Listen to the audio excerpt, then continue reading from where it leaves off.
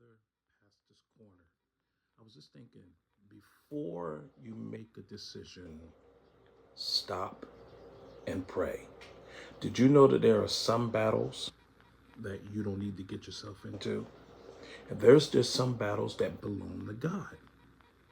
I was reminded of David when he just got back from the battle and find out that his whole entire land was in disarray in Ziklag. His wives were taken, the soldiers' wives and children were taken captive, and he didn't know what to do. And they thought to start stoning him. The military men started wanting to stone him because of this crazy situation that happened. And before he gets ready to make an emotional decision, he goes and the Bible says he inquires of the Lord and asks him, shall we pursue? Shall we overtake? And will we recover from this? And God speaks back to him and says, yes, go ahead, David. Pursue, overtake, and you will recover. That gave him such peace in his mind that even though I'm getting ready to go into this battle, that I have the answer, I have the initiative to be able to do so because God is backing me up.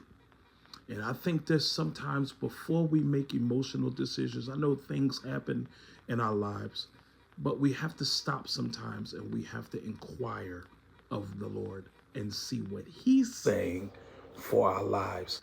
It will make the battle so much better if we just inquire of Him. And there's some things you just don't need to put yourself into, but there's some things you do gonna have to fight for.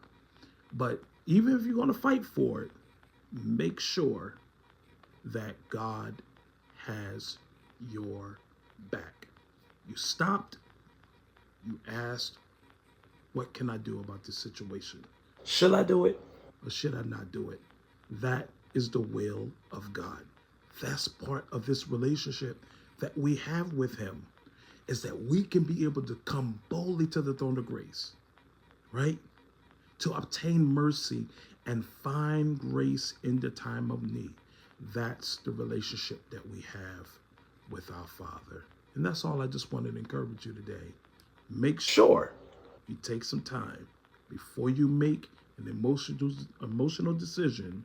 Stop, pray, get the answer.